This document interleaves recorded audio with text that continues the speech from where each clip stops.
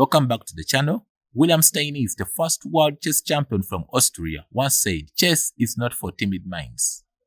Ladies and gentlemen, I bring you a game of Gong Thon Gong, the South Sudanese finest chess player, against FM Franklin Palomo from Venezuela, who has a rating of 2700 Elos on chess.com. This is a game of will. So about FM Franklin Palomo, he's a feed master from Venezuela who won the 2020 Venezuela National Chess Championship in Miranda, which is taken to be the hardest tournament in the country. He's a chess coach, and here are some of his students. He played Board 1 for Venezuela national team in 2022 during the Chess Olympiad in Chennai, India. While Gong Thon Gong is a chess player from South Sudan who has won the 2022 National Chess Championship of South Sudan, which is the youngest nation in the world. This nation has talented tactical attacking players who play nice games to watch, as you can see in the photo. For example, the likes of Peter Majamanyang, a Jack Match from South Sudan. Gong has won various tournaments like Chireka Open, Kantiti Open. He has represented South Sudan in the 2022 Chennai Chess Olympiad, India. He likes playing the fried liver attack. Ladies and gentlemen, in the white pieces is Gong Thon Gong against FIDE master Franklin Palomo from Venezuela. Gong played e4 and the FIDE master played c5, the Sicilian defense. Knight f3, e6, going for the open Sicilian. d4, and after c takes d4, knight takes d4. In this position, black has a variety of choices to pick on, but FM played knight f6, attacking the pawn which is on e4, and Gong played knight c3. Players below 2000 rating always want to play bishop b4, but it can become a disaster in this opening. The bishop b4, pinning down the knight and threatening to win the pawn which is on e4. Then white plays e5, attacking the knight, knight d5. You see that the knight and the bishop are all focusing to take the knight which is on c3, but white will undermine all those attacks and plays queen g4. Now queen g4 is a very powerful move. It's attacking the pawn f8, defending the pawn which is on g7. And after bishop d3, knight takes c3. In this position, there is a tactical blow which can begin with knight takes e6 check, opening up for the queen to take the bishop which is on b4. D takes e6 and queen takes the bishop which is on b4 check. After king g8, queen picks the knight which is on c3, knight c3, bishop b4 is not advisable, d6. So after playing d6, the planning to play knight comes to d7, bishop comes to e7, and then short castling. Sting variation, you can begin with pawn g4, then pawn g5, which can be a very powerful attack in the position. But Gong played f4 to create the threat of going ahead to push e5 at the right time. Bishop e7, then bishop e3. Knight c6, just developing the pieces, then queen comes to f3. Now, white is very ready to go ahead and long castle, short castling, and then long castling by white. Bishop d7, completing development, then knight b3. Removing the knight so that now they could go ahead and now strike, push the pawns very hard to attack the king side. Rook c8, g4, with an immediate threat of going ahead to play pawn g5. So in this position, black went ahead and played s6. That would be an interesting variation which would begin with d5. And after e takes d5, knight takes d5. Knight takes d5, e takes d5, sacrificing a pawn, and after rook takes d5, then knight b4. Attacking the rook at the same time, threatening to take the pawn which is on c2, at the same time threatening to pin the rook against the queen in this diagonal. I can tell you in this position, at least black will have compensation. For example, after rook d2, rook takes c2, rook takes c2, knight takes c2, and after king takes c2, then bishop c6. Let's go back. After g4,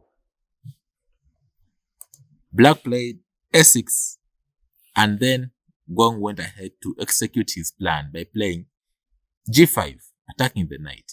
Knight e8, and gives white more attacking chances. King b1, moving the king from this column, b5, rook g1. Black panicked in the position and played f6, pawn takes, then knight can still come back. Hardest move, he played g6.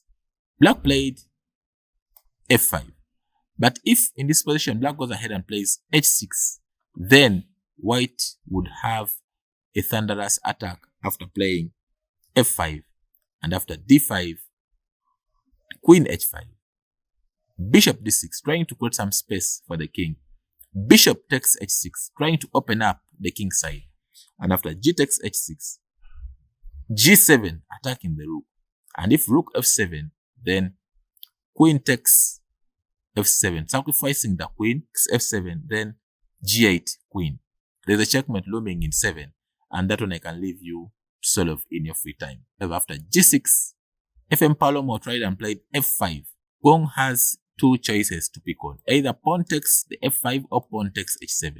But in case g takes h7, then king h8, e takes f5, trying to open up the position. And after h6, trying to close the position. F times e6, trying just to open up the position. Bishop takes e6, then he played bishop h3, trying to exchange the bishops off. Bishop takes h3, and then queen takes h3. So now he's ready to go ahead and play pawn comes to f5 and then sacrifice the bishop, which can be the next threat in the position. Palomo played bishop f6. Gong played knight d5. But a more promising and enjoyable attacking move which he would have tried to play would be bishop b6, sacrificing a full bishop. If queen takes bishop, then queen can pick the rook, the bishop is untouchable. So for knight c7, and after knight d5, now you see that the knight is attacking and the bishop is also watching over the square, and the queen is also threatening to take the rook, which is on c8. So knight e7, trying to open up and challenge the knight, which is on d5. Knight takes c7, rook takes c7, then queen e6 check, king h8, knight c5, sacrificing a piece because the knight is untouchable, because now the rook has pinned down the queen. And after queen c8, then bishop takes c7, queen takes e6, then knight takes e6, defending the bishop at the same time attacking the rook, which is on f8. That's why d takes c5 would be advisable, then rook d7. And I can tell you at least white has the winning advantage. Gong played knight d5, rook b8, moving away the rook from c8, which could be attacked by the queen. G e1, trying to centralize the rooks. Queen c8, Gong exchanged the queens. There was a more interesting variation, which would begin with f5. And after queen b7, then knight f4. Planning to plank the knight on the e6 square. Bishop e5, knight e6, attacking the rook, at the same time putting an eye on the g7 square. Then rook f6, then bishop g5. And I can tell you, in this position, black will be busted. After queen c8, Gong extended the queens and played queen takes c8. And after rook takes c8, he played knight d4, trying to bring all the pieces in the game. Bishop h4, attacking the rook, then knight takes c6. In case of bishop takes rook on e1, then knight will go into check and then to win back the rook, which is on c8. So that's why you see rook takes c6, and after rook e2, moving away the rook from the attack of the bishop, then f5, trying to go ahead to attack the king side.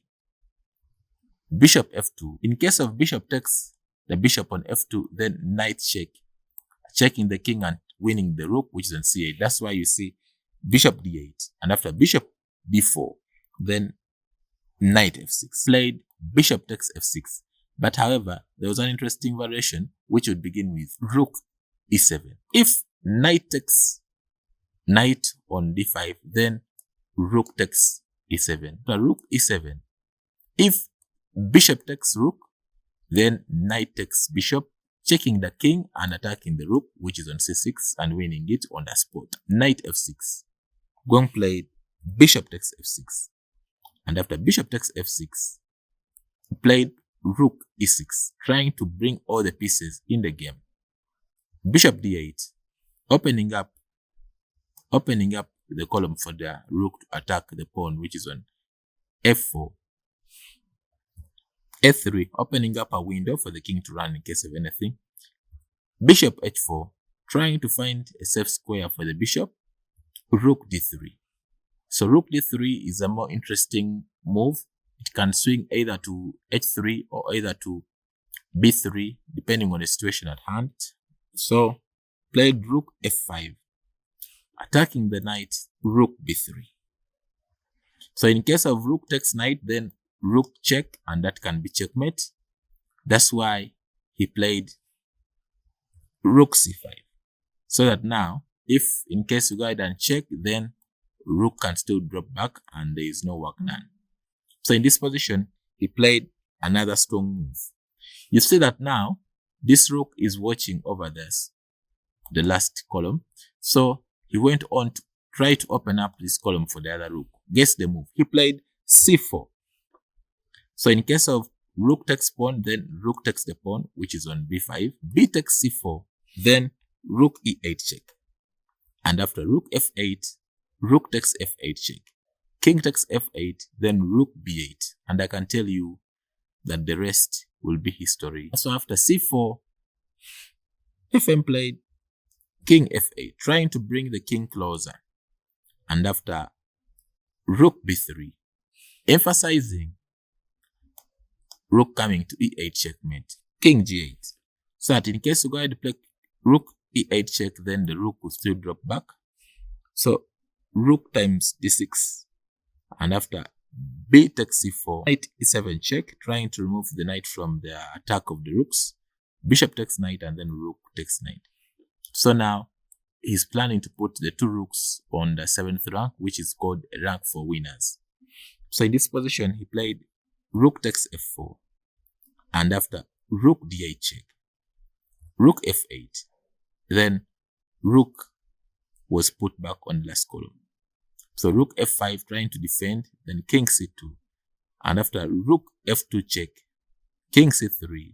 In this position, the fm resigned. All the pieces of black are tied down, and white is going to go ahead and take the pawn, then push the pawn forward, and the rest can be history. Thank you for watching the channel, and I wish you the best of luck in your games.